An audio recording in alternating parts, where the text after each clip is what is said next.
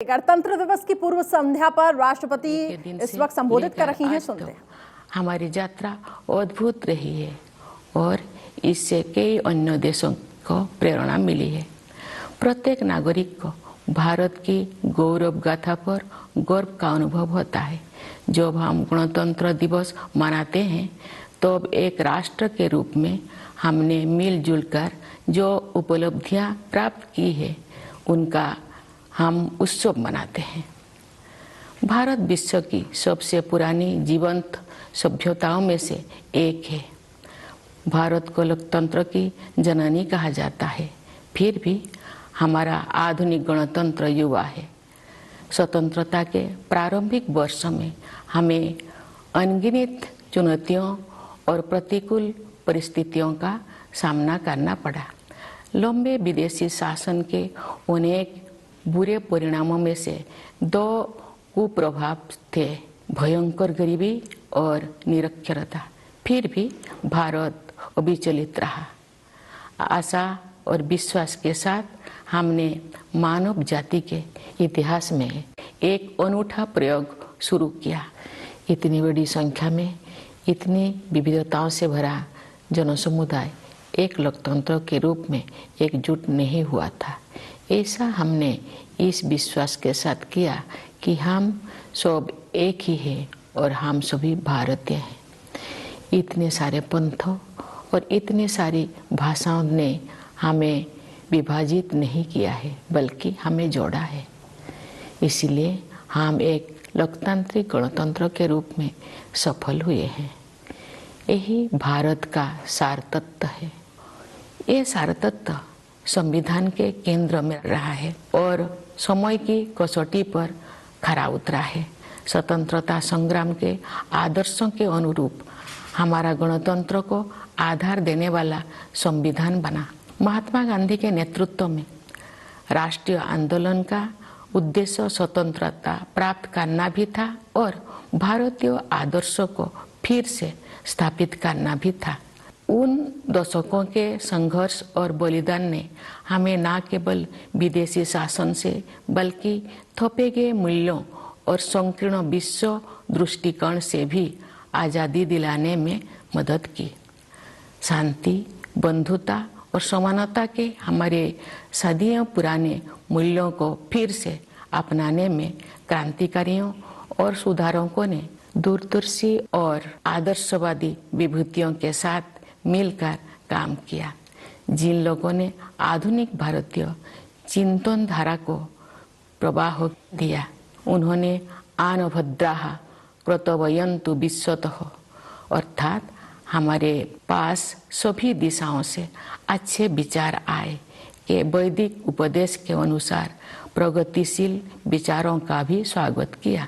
लंबे और गहन विचार मंथन के परिणाम स्वरूप हमारे संविधान की संरचना हुई। हमारा ये बुनियादी दस्तावेज दुनिया की सबसे प्राचीन जीवंत सभ्यता के मानवतावादी दर्शन के साथ साथ आधुनिक विचारों से भी प्रेरित है। हमारा देश बाबा साहेब भीमराव अंबेडकर का सदैव ऋणी रहेगा, जिन्होंने प्रारूप समिति की अध्यक्षता की और संविधान को अंतिम रूप देने में महत्वपूर्ण भूमिका निभाई।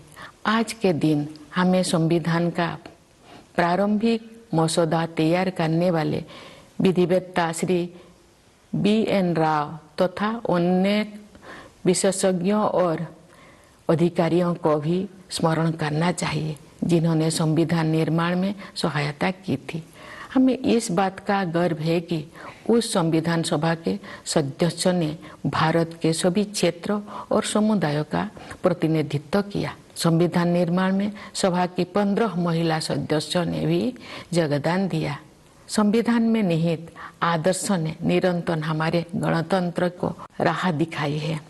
इस अवधि के दौरान भारत एक गरीब और निरक्षर राष्ट्र की स्थिति से आगे बढ़ते हुए विश्व मंच पर एक आत्मविश्वास से भरे राष्ट्र का स्थान ले चुका है।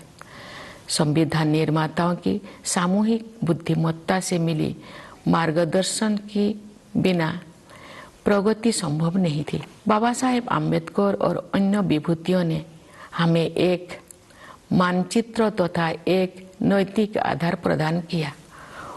उस राह पर चलने की जिम्मेदारी हम सब की है। हम काफी हद तक उनकी उम्मीदों पर खरे उतरे भी हैं, लेकिन हम ये महसूस करते हैं कि गांधी जी के सर्वोदय की आदर्शों को प्राप्त करना अर्थात सभी का उत्थान किया जाना अभी बाकी है। फिर भी हमने सभी क्षेत्रों में उत्साहजनक प्रगति हासिल की है। प्यारे देशवासियों, सर्वोदय के हमारे मिशन में आर्थिक मंच पर हुई प्रगति सबसे अधिक उत्साहजनक रही है। पिछले साल भारत दुनिया की 5वीं सबसे बड़ी अर्थव्यवस्था बन गया। ये उल्लेख करना जरूरी है कि ये उपलब्धि आर्थिक अनिश्चितता से भरी वैश्विक पृष्ठभूमि में प्राप्त की गई है। वैश्विक महामारी चौथे वर्ष में प्रवेश कर चुकी है और दुनिया के अधिकांश हिस्सों में आर्थिक विकास पर इसका प्रभाव पड़ रहा है। शुरुआती दौर में कोविड-19 से भारत की अर्थव्यवस्था को भी काफी क्षति पहुंची। फिर भी सक्षम नेतृत्व और प्रभावी संघर्षशीलता के बल पर हम शीघ्र ही मंदी से बाहर आ गए और अपनी विकास यात्रा को फिर से शुरू किया। अर्थव्यवस्था के अधिकांश क्षेत्र अब महामारी के प्रभाव से बाहर आ गया है। भारत सबसे तेजी से बढ़ते हुए बड़ी अर्थव्यवस्था में से एक है और सरकार द्वारा समय पर किए गए सक्रिय प्रयासों द्वारा ही संभव हो पाया है।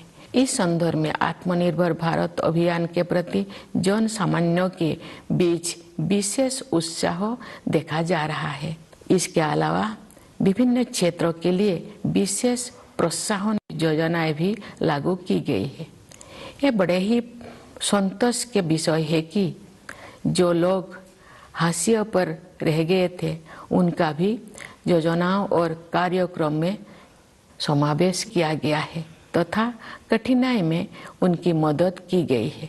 मार्च 2020 में घोषित प्रधानमंत्री गरीब कल्याण अन्न योजना पर अमल करते हुए सरकार ने उस समय गरीब परिवारों के लिए खाद्य सुरक्षा सुनिश्चित की जब हमारे देशवासी कोविड-19 की महामारी के कारण अकस्मात उत्पन्न हुए आर्थिक व्यवधान का सामना कर रहे थे।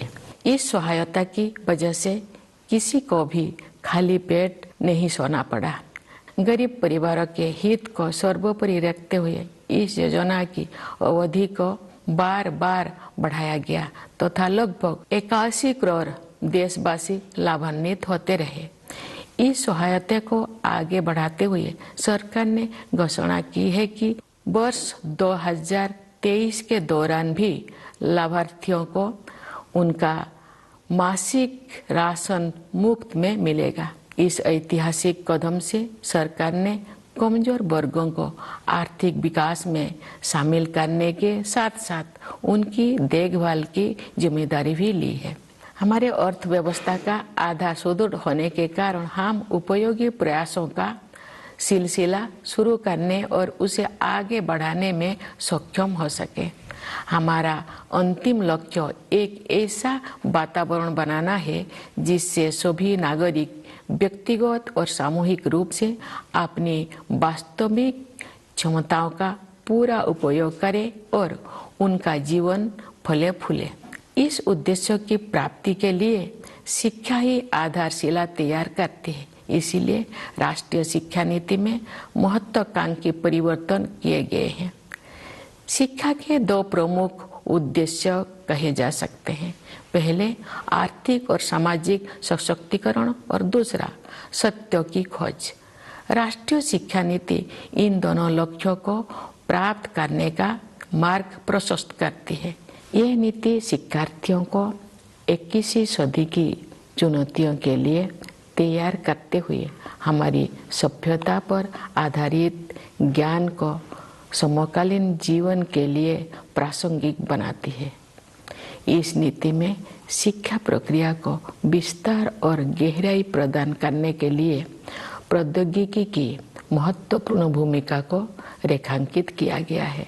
हमें कोविड-19 के शुरुआती दौर में ये देखने को मिला कि प्रौद्योगिकी में जीवन को बदलने की संभावनाएं होती है।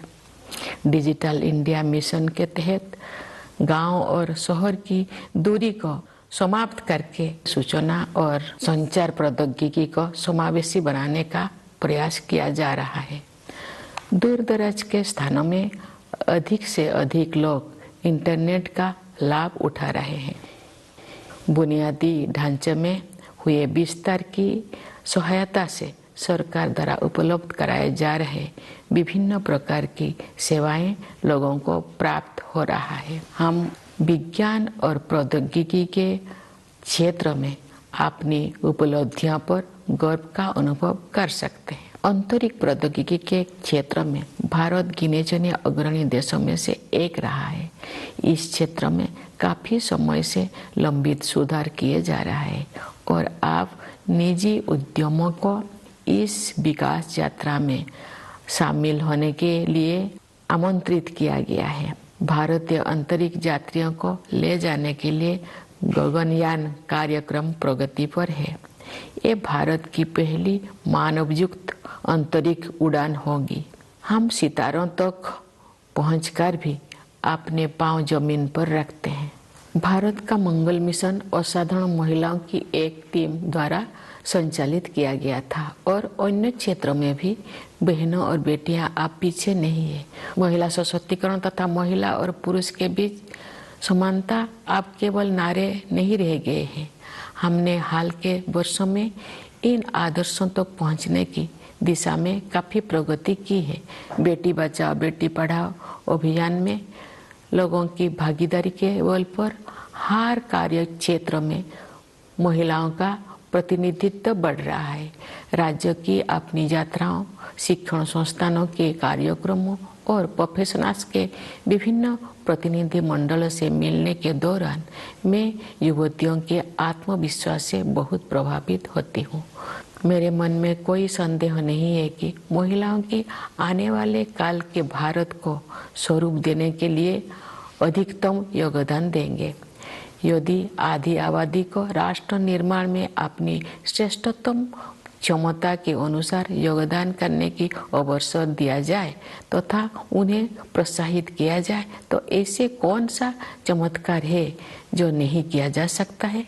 सशक्तिकरण की यही दृष्टि अनुसूचित जातियों और अनुसूचित जनजातियों सहित कमजोर वर्गों के लोगों के लिए सरकार की कार्यप्रणाली का मार्गदर्शन करती है। वास्तव में हमारा उद्देश्य न केवल उन लोगों के जीवन की बाधाओं को दूर करना और उनके विकास में मदद करना बल्कि उन समुदाय से सीखना भी है।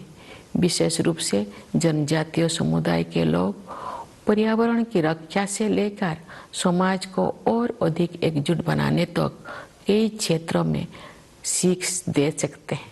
प्यारे देशवासियों, शासन के सभी पहलुओं में बदलाव लाने और लोगों की रचनात्मक ऊर्जा को उजागर करने के लिए हाल के वर्षों में किए गए प्रयासों की श्रृंखला के परिणाम स्वरूप अब विश्व समुदाय भारत को सम्मान की नई दृष्टि से देखता है। विश्व के विभिन्न मंचों पर हमारी सक्रियता से सकारात्मक बदलाव आने शुरू हो गया है। विश्व मंच पर भारत ने जो सम्मान अर्जित किया है उसके फलस्वरूप देश को नए अवसर और जिम्मेदारियां भी मिली है। जैसा कि आप सब जानते हैं, इस वर्ष भारत G20 देशों के समूह की अध्यक्षता कर रहा है। विश्व बंधुत्व के अपने आदर्श के अनुरूप हम सभी की शांति और समृद्धि के पक्षधर है। G20 की अध्यक्षता एक बेहतर विश्व के निर्माण में योगदान हेतु भारत को अत्यंत महत्वपूर्ण भूमिका प्रदान करती है।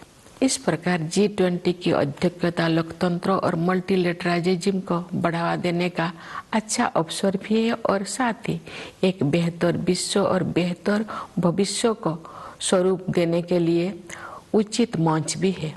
मुझे विश्वास है कि भारत के नेतृत्व में G20 अधिक न्यायपरक और स्थिरतापूर्ण विश्व व्यवस्था के निर्माण के अपने प्रयासों को और आगे बढ़ाने में सफल होगा। G20 के सदस्य देशों के कुल मिलाकर विश्व की आबादी में लगभग 2/3 और ग्लोबल जीडीपी में लगभग 85% हिस्सा है। इसलिए ये वैश्विक चुनौतियों पर चर्चा करने और उनके समाधान के लिए एक आदर्श मंच है।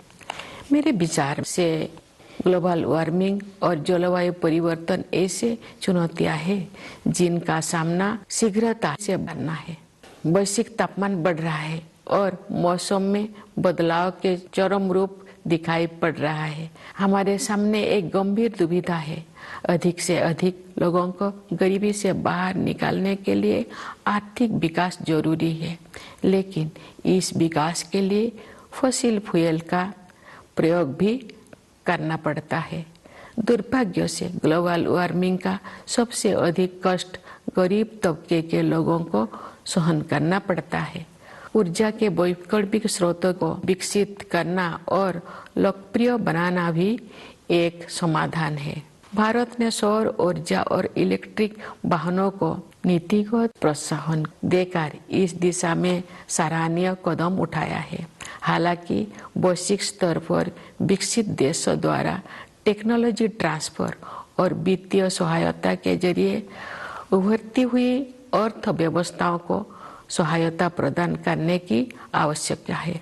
विकास और पर्यावरण के बीच संतुलन बनाए रखने के लिए हमें प्राचीन परंपराओं को नई दृष्टि से देखना होगा।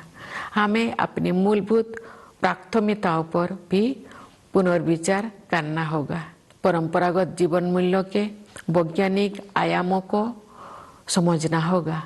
हमें एक बार फिर प्रकृति के प्रति सम्मान का भाव और अनंत ब्रह्मांडों के सम्मुख विनम्रता का भाव जागृत करना होगा।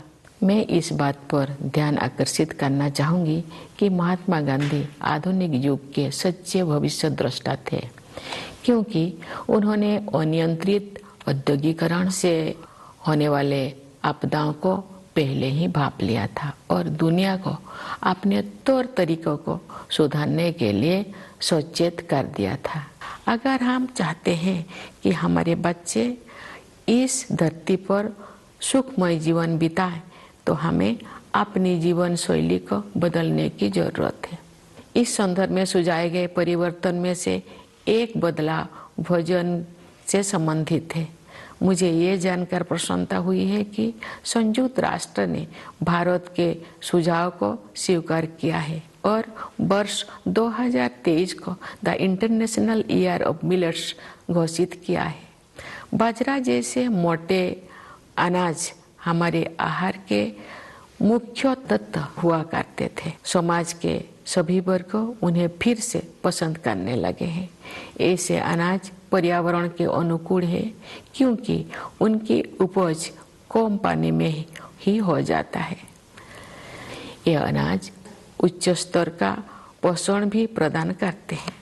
यदि अधिक से अधिक लोग मोटे अनाज को भोजन में शामिल करेंगे तो पर्यावरण संरक्षण में सहायता होगी और लोगों के स्वास्थ्य में भी सुधार होगा। गणतंत्र का 1 और वर्ष बीत चुका है और एक नया वर्ष शुरू हो रहा है। ये अभूतपूर्व परिवर्तन का दौर रहा है। महामारी के प्रकोप से दुनिया कुछ ही दिनों में बदल गई थी। पिछले 3 वर्ष के दौरान जो भी हमें लगा कि हमने वायरस पर काबू पा लिया है, तो वायरस फिर किसी विकृत रूप में वापस आ जाता है। लेकिन अब इससे घबराने का कोई जरूरत नहीं है, क्योंकि हमने ये समझ लिया है कि हमारा नेतृत्व, हमारे वैज्ञानिक और डॉक्टर, हमारे प्रशासक और कोरोना योद्धा किसी भी स्थिति से निपटने के लिए हर संभव प्रयास करेंगे। साथ ही हमने ये भी सीखा है कि हम अपनी सुरक्षा में कमी नहीं आने देंगे और सतर्क भी रहेंगे। प्यारे देशवासियों, विभिन्न क्षेत्रों में कार्यरत कई पीढ़ियों के लोग हमारे गणतंत्र की आप तक की विकास गाथा में अमूल्य योगदान के लिए प्रशंसा के पात्र है। मैं किसानों, मजदूरों, वैज्ञानिकों और इंजीनियरों की भूमिकाओं की सराहना करती हूँ, जिसकी सामूहिक शक्ति हमारे देश को जय जवान, जय किसान, जय विज्ञान, जय अनुसंधान की भावना के अनुरूप आगे बढ़ने में सक्षम बनाती है। मैं देश की प्रगति में योगदान देने वाले प्रत्येक नागरिक की सराहना करती हूँ। भारत की संस्कृति और सभ्यता के अग्रदूत प्रवासी भारतीयों का भी मैं अभिवादन करती हूँ। इस अवसर पर मैं उन बहादुर जवानों की विशेष रूप से सराहना करती हूँ जो हमारी सीमाओं की रक्षा करते हैं और किसी भी त्याग तथा बलिदान के लिए सदैव तैयार रहते हैं। देशवासियों को आंतरिक सुरक्षा प्रदान करने वाले समस्त अर्धसैनिक बलों तथा पुलिस बलों के बहादुर जवानों की भी मैं सराहना करती हूँ। हमारी सेनाओं, अर्धसैनिक बलों तथा पुलिस बलों के जिन वीरों ने कर्तव्य निभाते हुए अपने प्राणों की आहुति दी है, उन सबको मैं सादर नमन करती हूँ। मैं सभी प्यारे बच्चों को उनके उज्जवल भविष्य के लिए हृदय से आशीर्वाद देती हूँ। आप सभी देशवासियों के लिए एक बार फिर मैं गणतंत्र दिवस की हार्दिक शुभकामनाएं व्यक्त करती हूँ। धन्यवाद। जय हिंद, जय भारत। देखिए, द्रौपदी मुर्मू को आप सुन रहे थे। साफ तौर से उन्होंने ये कहा कि जिस तरीके से भारत सशक्त हुआ है, महिलाएं सशक्त हुई हैं, इसको लेकर उन्होंने बड़ी बातें कही हैं। किसानों, मजदूरों की भी उन्होंने सराहना की। तो बतौर राष्ट्रपति पहला उनका ये संबोधन गणतंत्र दिवस की पूर्व संध्या पर काफी ज्यादा महत्वपूर्ण था। खासतौर से भारत के लोकतंत्र की उन्होंने बात की।